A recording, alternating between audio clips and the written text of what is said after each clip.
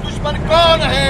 RSS, RSS. विश्वविद्यालयों में RSS का एजेंडा नहीं चलेगा, नहीं चलेगा, नहीं चलेगा, नहीं चलेगा, विश्वविद्यालय में आरएसएस का एजेंडा नहीं चलेगा, नहीं चलेगा, नहीं चलेगा, नहीं चलेगा, विश्वविद्यालय में बीजेपी का कौमवाद नहीं चलेगा, नहीं चलेगा, नहीं चलेगा, विश्वविद्यालय में बीजेपी का गुलाम बनाने वाला कौमवाद नहीं चलेगा, नहीं चलेगा, नहीं चलेगा। BJP wash out, wash out, wash out. RSS को कौन भगाएगा? हम भगाएंगे, हम भगाएंगे। RSS down down, down down down down, communalism down down, down down down down, socialism up up. Central university होना बोल के यहाँ के लोग लड़ के सेंट्रल यूनिवर्सिटी लाए हैं। सेंट्रल यूनिवर्सिटी आने के बाद हम सोचे थे देश भर के अलग अलग संस्कृति का, अलग अलग भाषा का, हमारे जो सेकुलर कल्चर का विद्यार्थी इधर छात्रों ने इधर आकर पढ़ते हैं और यहाँ का बहुत बड़ा एक सांस्कृतिक परंपरा है, वो है बहुसांस्कृतिक परंपरा। शरण सूफी संतों का परंपरा है, वो परंपरा और वहाँ के हमारे छात्र आते हैं, उनके परंपरा, ये आदान प्रदान होता है और ये बहुत बड़ा शैक्षणिक अभिवृद्धि के लिए एक बहुत बड़ा बेस होता है, ऐसा हम समझे थे।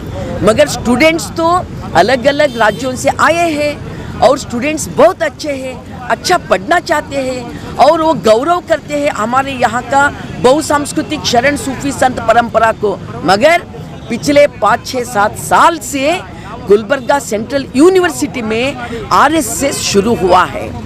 1-2 साल से तो वहाँ शाखा शुरू हुआ है। वहाँ का वीसी इसके पीछे बहुत बड़ा शक्ति है। हम इसका कड़ी विरोध करते हैं। एक शैक्षणिक इंस्टीट्यूशन का काम क्या रहता, किसका ऊपर उन्हें यूनिवर्सिटी चलाना पड़ता कि हमारे देश में एक संविधान है, कॉन्स्टिट्यूशन है, कॉन्स्टिट्यूशन के तहत उन्होंने सेंट्रल यूनिवर्सिटी चलाना, डेमोक्रेसी को स्ट्रेंथन करना। हमारे एक गणराज्य है, ये वक्कूट व्यवस्था है, फेडरल स्टेट है, इस फेडरल स्टेट को स्ट्रेंथन करना जिम्मेदारी वीसी का बनती है। राष्ट्रपति के बाद पहला अगर कोई प्रजा है तो वो है वीसी। तो वाइस चांसलर अगर बेजिम्मेदारी से अगर कम्युनल बन जाता और जो कम्युनल एटीट्यूड को उन्होंने क्या सपोर्ट करते तो ये बहुत डेंजर है। उन्होंने कहते हैं यहाँ आरएसएस क्यों चला रही है, एक गलत है। उन्होंने कहते हैं आरएसएस तो एक ऑर्गेनाइजेशन है, कल्चरल ऑर्गेनाइजेशन है, वो कोई बैन करे क्या, ऐसा वीसी कहते हैं। हम पूछते हैं वीसी जी आपको हिस्ट्री मालूम है क्या? नहीं, ये आरएसएस 3 बार बैन करे है आरएसएस को। आप कैसा कहते? आरएसएस एक राष्ट्रीय सर्वनाश समिति है, सर्वनाश समिति है राष्ट्रीय, समझ लो, राष्ट्रीय स्वयंसेवक संघ नहीं है। जहां आरएसएस शुरू हुआ वहां कम्युनल वायलेंस शुरू हुआ। हमारे कॉन्स्टिट्यूशन कहता है हिंदू, मुस्लिम, सिख, ईसाई, पारसी, बहुजन, लिंगायत सभी लोग मिलजुल के रहना हमारा कॉन्स्टिट्यूशन कहता है। मगर आरएसएस कहता है हम कॉन्स्टिट्यूशन को नहीं मानते। क्यों? कॉन्स्टिट्यूशन में अंदर मनुस्मृति नहीं है, इसलिए नहीं मानते। उनका ऑर्गेनाइजर पेपर में उन्होंने लिखे है, रिकॉर्ड है। वीसी जी थोड़ा पढ़ो।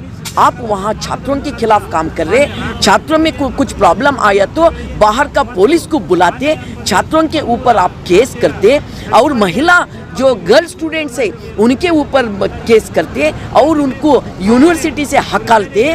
जो अच्छे स्टूडेंट्स है उनके ऊपर केस करके यूनिवर्सिटी से हकालते।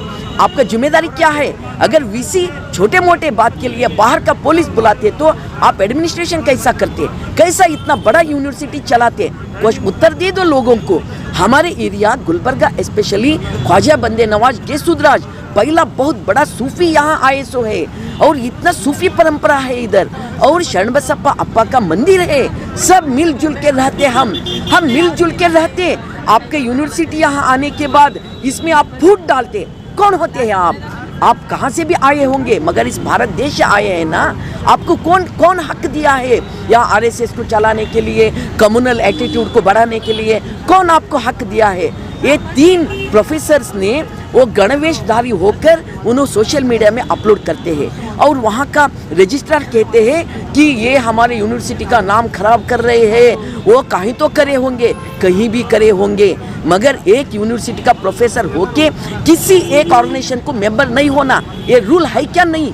है क्या नहीं? आंसर दे दो, गुलबर्गा जिला नहीं पूरा देश को आंसर दे दो। अगर ऐसा रूल है हमारे पास रिकॉर्ड है, अगर आप नहीं जानते तो हम मालूमात कराते, कर लो। और आप ये कानून के तहत उनको सस्पेंड करो, डिसमिस करो, घर भेजो। जो 3 गणवेशधारी है, कौन दिए उनको ये हक? ये गलत है। इस देश में कोई भी फंडामेंटलिज्म, कोई भी कम्युनलिज्म, वो मेजॉरिटी हो या माइनॉरिटी, इसके कोई भी यहाँ जगह नहीं है। ये समझ लो, ये सेकुलर स्टेट है, फेडरल स्टेट है। इस फेडरल और सेकुलर स्टेट को धक्का पहुंचाने को हम कभी इजाजत नहीं देते। क्या क्या समझ रखे आपका ये डबल इंजन सरकार? आपका समझे क्या? ये डबल इंजन सरकार को 3 साल का 5 साल का रहता, मगर हमारे लिए बहुत बड़ा इंजन है कॉन्स्टिट्यूशन।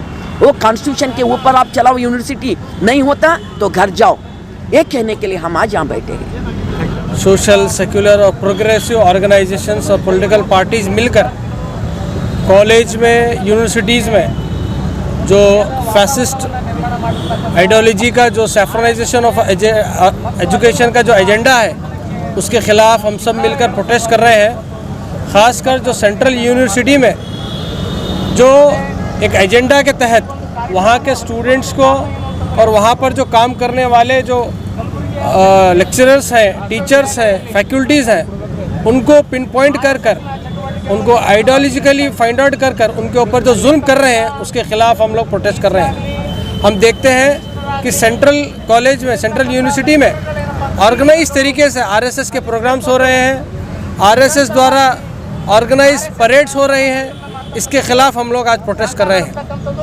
ये बीजेपी तो कहती है हम हिंदू हैं और हम सब एक हैं, लेकिन जब हम देश के जब हालात देखते हैं, आज भी 35 करोड़ से ज़्यादा लोग रात का खाना खाए बगैर भूख से सोने पे मजबूर है। मैं पूछना चाहता हूँ कि ये जो 35 करोड़ जो भूखे सोते हैं, क्या ये हिंदू नहीं है? सिर्फ मुसलमानों का विरोध करने के लिए, मुसलमानों के ख़िलाफ़ पॉलिसीज़ लाने के लिए आप एक हिंदू हेट आइडियोलॉजी लेकर काम कर रहे हैं, लेकिन जो गरीब हिंदू हैं इनके लिए आप कभी काम नहीं किए हैं। सिर्फ मुसलमानों को एक दुश्मन बनाकर हिंदू को आप साथ में रखते हैं, लेकिन वहीं पर एक हिंदू, गरीब हिंदू की जब बात करते हैं तो आप ऊंच नीच कर उनके ऊपर भेदभाव कर उनके ऊपर टारगेट करते हैं। कितने ऐसे दलित ऑर्गेनाइजेशन है, दलित लीडर्स हैं, जब उनके ऊपर अत्याचार होता है आप उनको नक्सलाइट्स बोलते हैं। जब ट्राइबल लीडर्स, उनके ऊपर जब अत्याचार होता है, उन्होंने जब विरोध करते हैं आप उनको नक्सलाइट्स बोलते हैं। जब माइनॉरिटी के लीडर्स,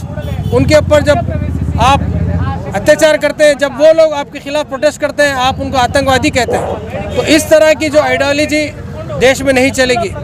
देश में ना सेंटर की आइडियोलॉजी चलेगी, ना लेफ्ट की चलेगी, ना राइट की आइडियोलॉजी चलेगी। देश में अंबेडकर की आइडियोलॉजी चलेगी, देश में इंडियन कॉन्स्टिट्यूशन की आइडियोलॉजी चलेगी।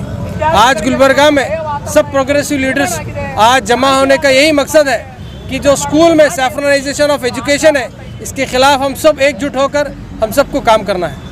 आज तमाम गुलबर्गा के जितने भी सोशल एंड प्रोग्रेसिव जो आइडियोलॉजी रखने वाले जितने भी ऑर्गेनाइजेशंस हैं, पॉलिटिकल ऑर्गेनाइजेशंस हैं, ये सब लोग मिलकर आज यहाँ पर एक 1 डे का प्रोटेस्ट कर रहे हैं। सेंट्रल यूनिवर्सिटी के अंदर जो लगातार कर्नाटका सेंट्रल यूनिवर्सिटी में जो आरएसएस की आइडियोलॉजी को प्रमोट किया जा रहा है, जिस तरीके से वहाँ पर दीपावली के वक्त पर जो दलित और एक मुस्लिम बच्चे को जिस तरीके से वहाँ पर अत्याचार किया गया, उसके साथ साथ वहाँ पर लगातार एक ना एक इशू बनाया जा रहा है। लगातार ये लोग कहते हैं कि जेएनयू में पॉलिटिक्स नहीं करना चाहिए, जामिया में पॉलिटिक्स नहीं करना चाहिए, इंडिया के तमाम जो बड़े बड़े सेंट्रल यूनिवर्सिटीज़ हैं उसमें पॉलिटिक्स नहीं करना चाहिए। लेकिन ये आकर वहाँ पर पढ़ाने के बजाय आरएसएस का शाखा चलाएंगे, तो ये सबसे बड़ा घटिया एक दोहरा पॉलिसी है ये बीजेपी सरकार और आरएसएस की। आरएसएस और संघ परिवार लगातार यहाँ पर दलितों को, मुसलमानों को और जितने भी पिछड़े हुए लोग हैं उन तमाम लोगों को लगातार टारगेट कर रही है। और उसके साथ साथ सेंट्रल यूनिवर्सिटीज़ में पढ़ाने के बजाय, इनका काम पढ़ाने के बजाय ये लोग शाखा चला रहे हैं। तो ये लोग शाखा चला रहे हैं, तो ये जो शाखा चलाना बंद करना है। जो वाइस चांसलर है, जैसे ही हमको मालूम पड़ा, सबसे पहले कंप्लेंट दर्ज करवाने में हम लोगों ने आगे बढ़ा। जब वाइस चांसलर जी को जाकर बात करें तो वाइस चांसलर बोल रहे हैं हमारे को मालूम ही नहीं। वाइस चांसलर बोल रहे हैं आरएसएस बोले तो नहीं मालूम, आरएसएस की जो आइडियोलॉजी नहीं मालूम, ऐसा बता रहे हैं। लेकिन उनके नाक के नीचे तमाम चीज़ें हो रही है, लेकिन उसके बावजूद भी वाइस चांसलर खामोश है। तो वाइस चांसलर को बर्खास्त करना चाहिए यहाँ से, सेंट्रल यूनिवर्सिटी से। और ये जो लोग कर रहे हैं आरएसएस की जो आइडियोलॉजी कैंपस के अंदर ला रहे हैं और जो शाखा चला रहे हैं, इनके ऊपर क्रिमिनल केस बुक होना चाहिए, एफआईआर होना चाहिए, इनके ऊपर एक्शन होना चाहिए। अगर ये यहाँ पर नहीं रुकेगा तो आज यहाँ पर जगत सर्कल पर हम लोग मिलकर प्रोटेस्ट कर रहे हैं। कल हम यहाँ से, आज नहीं तो कल यहाँ से सब लोग हज़ारों की तादाद में सेंट्रल यूनिवर्सिटी को कूच करेंगे और सेंट्रल यूनिवर्सिटी के सामने बैठकर धरना करेंगे। ये बात यहाँ पर क्लियरली हम लोग कहना चाहते हैं। ವಿಶ್ವವಿದ್ಯಾಲಯಗಳ ರಕ್ಷಣಾ ಸಮಿತಿ ಕಲಬುರಗಿ ವತಿಯಿಂದ ಇವತ್ತಿನ ದಿವಸ ಒಂದು ದಿನದ ಪ್ರತಿಭಟನಾ ಧರಣಿಯನ್ನು ಹಮ್ಮಿಕೊಳ್ಳಲಾಗಿದೆ. ಕರ್ನಾಟಕ ಕೇಂದ್ರೀಯ ವಿಶ್ವವಿದ್ಯಾಲಯ ಕಲಬುರಗಿಯಲ್ಲಿ ಕೆಲವು ವರ್ಷಗಳಿಂದ ಸತತವಾಗಿ ಅಲ್ಲಿ ಏನದ ಅಂದರೆ RSS ಕೇಂದ್ರಿತ ಚಟುವಟಿಕೆಗಳನ್ನು ಬಹಿರಂಗವಾಗಿಯೇ ಅಲ್ಲಿನ ಪ್ರಾಧ್ಯಾಪಕರು ನಡೆಸ್ತಾ ಬರ್ತಾ ಇದ್ದಾರೆ.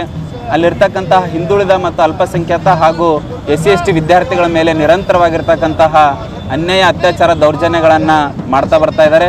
ಇದನ್ನು ಖಂಡಿಸಿ ಇವತ್ತಿನ ದಿವಸ ಈ ಒಂದು ಪ್ರತಿಭಟನೆ ಕಾರ್ಯಕ್ರಮವನ್ನು ಹಮ್ಮಿಕೊಳ್ಳಲಾಗಿದೆ. ಕೇಂದ್ರೀಯ ವಿಶ್ವವಿದ್ಯಾಲಯವನ್ನು ಈ ಭಾಗಕ್ಕೆ ತಂದಿರೋದು ಅದು ಯಾವುದೋ ಸರ್ಕಾರ ಈ ಭಾಗಕ್ಕೆ ಕೊಟ್ಟಿರ್ತಕ್ಕಂತಹ ದಸರಾ ಅಥವಾ ದೀಪಾವಳಿ ಹಬ್ಬದ ಗಿಫ್ಟ್ ಅಲ್ಲ. ಈ ಭಾಗದ ಅನೇಕ ಜನರ ಹೋರಾಟದ ಫಲವಾಗಿ, ಶ್ರಮದ ಫಲವಾಗಿ, ಬೇಡಿಕೆಯ ಫಲವಾಗಿ ಶೈಕ್ಷಣಿಕವಾಗಿ ಹಿಂದುಳಿದಿರ್ತಕ್ಕಂಥ ಈ ಭಾಗದಲ್ಲಿ ಗುಣಮಟ್ಟದ ಶಿಕ್ಷಣ ಈ ಭಾಗದ ವಿದ್ಯಾರ್ಥಿಗಳಿಗೆ ಸಿಗಬೇಕು ಅಂತಕ್ಕಂಥ ದೃಷ್ಟಿಯಿಂದ ಸಾಕಷ್ಟು ಹೋರಾಟದ ಮೂಲಕ ಕೇಂದ್ರೀಯ ವಿಶ್ವವಿದ್ಯಾಲಯವನ್ನು ಈ ಭಾಗಕ್ಕೆ ತರಲಾಗಿತ್ತು.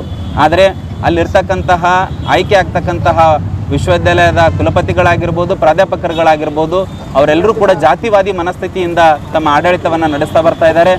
ಅಲ್ಲಿರ್ತಕ್ಕಂಥ ಅನೇಕ ವಿದ್ಯಾರ್ಥಿಗಳೇನೆಂದರೆ ಅನ್ಯಾಯ, ಅತ್ಯಾಚಾರ, ದೌರ್ಜನ್ಯವನ್ನು ನಿರಂತರವಾಗಿ ಮಾಡ್ತಾ ಇದ್ದಾರೆ. ಇದನ್ನು ಖಂಡಿಸಿ ಗುಲ್ಬರ್ಗ ಜಿಲ್ಲೆಯ ಎಚ್ಚೆತ್ತ ಜನರಿಂದ ಅಂದರೆ ಅದರ ವಿರುದ್ಧವಾಗಿ ನಿರಂತರ ಪ್ರತಿಭಟನೆ ಕಾರ್ಯಕ್ರಮವನ್ನು ಹಮ್ಮಿಕೊಳ್ಳಲಾಗಿದೆ.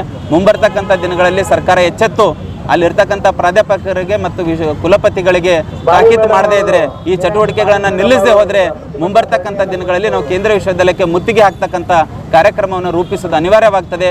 ಮುಂದಾಗ್ತಕ್ಕಂತಹ ಎಲ್ಲ ಅನಾಹುತಗಳಿಗೆ ಕೇಂದ್ರ ಸರ್ಕಾರವೇ ನೇರ ಹೊಣೆ ಆಗ್ತದೆ ಅಂತಕ್ಕಂಥ ಎಚ್ಚರಿಕೆಯನ್ನು ಮಾಧ್ಯಮದ ಮೂಲಕ ಹೇಳಕ್ಕೆ ಇಷ್ಟಪಡ್ತೀನಿ.